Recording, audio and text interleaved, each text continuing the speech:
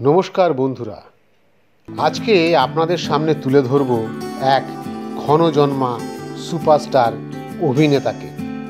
মাত্র 46 বছর বয়সে কন্নড় ফিল্ম ইন্ডাস্ট্রিতে একটি নক্ষত্র পতন হল। তিনি ছিলেন গরিব মানুষের ভগবান। তার রোজগারের টাকায় 45টা স্কুল, 26টা অনাথ আশ্রম, 16টা বৃদ্ধাশ্রম, 19টা গোশালা যেখানে আহত ও অসুস্থ গরুদের চিকিৎসা করা হয়।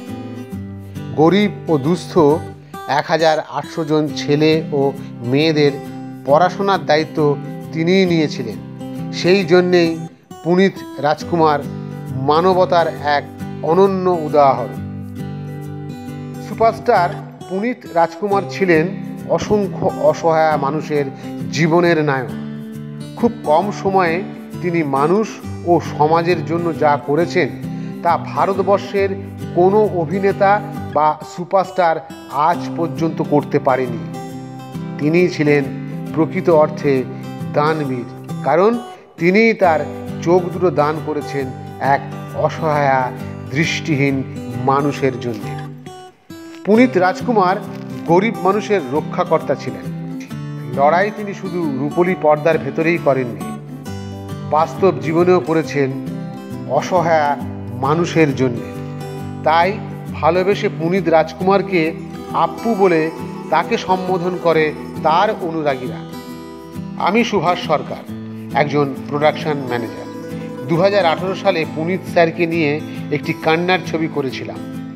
ছবির নাম হলো নাটা সার্বভৌমা।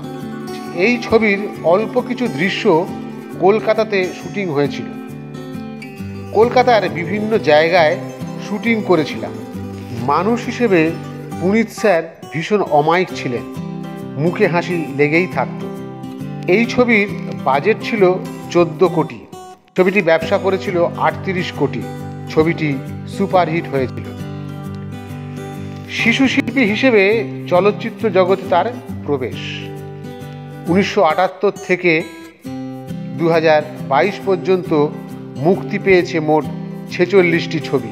কন্নড় চলচ্চিত্রে সুপারস্টার অভিনেতা ডক্টর রাজকুমারের কনিষ্ঠ সন্তান ও স্টার অভিনেতা শিবরাজ কুমারের ছোট ভাই ছিলেন সুপারস্টার পুনিত রাজকুমার। শিশু শিল্পী হিসেবে 1986 সালে শ্রেষ্ঠ শিশু শিল্পী হিসেবে জাতীয় পুরস্কার পেয়েছিলেন।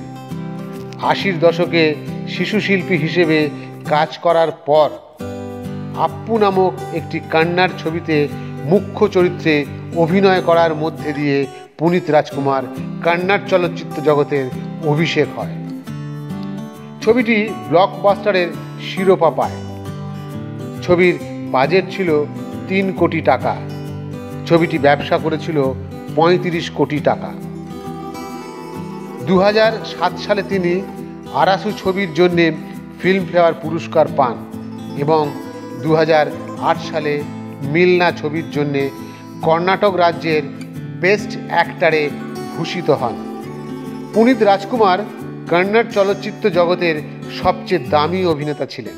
তার প্রত্যেকটি ছবি লাভের মুখ দেখেছে। তিনিই একমাত্র ব্যক্তি যে টানা এক নাগাড়ে তার অভিনীত 17টি ছবি কমপক্ষে 100 দিন করে প্রত্যেকটি সিনেমা হলে চলেছে।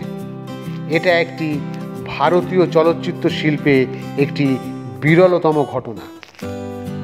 2021 সালের 29শে অক্টোবর হৃদরোগে আক্রান্ত হয়ে পুনিত রাজকুমারের মৃত্যু হয়। এই মৃত্যুর খবর ছড়িয়ে পড়ার পর সাথে সাথে সমগ্র কর্ণাটক রাজ্য স্তব্ধ হয়ে যায়। স্কুল কলেজ ছুটি হয়ে যায়, অফিস কাচারি আস্তে আস্তে বন্ধ হতে থাকে। সেদিন কাতারে কাতারে মানুষ হসপিটাল ও বাড়ির কাছে জড়ো হতে থাকে, শুধুমাত্র শেষবারের জন্যে বিদায় জানাতে। সেদিন লক্ষ লক্ষ মানুষ চোখের জল ফেলেছিলেন এই প্রিয় শিল্পীর জন্যে। সুপারস্টার পুনিত রাজকুমারের মৃত্যুর পর জেমস নামে একটি ছবি রিলিজ করেছিল। আঞ্চলিক ভাষায় ছবি হওয়া সত্ত্বেও ব্যবসা করেছিল 150 কোটি টাকা। এর থেকে বোঝা যায় পুনিত রাজকুমার কতটা জনপ্রিয় ছিলেন। একেই বলে আসল সুপারস্টার ডান। আজ এইটুকু।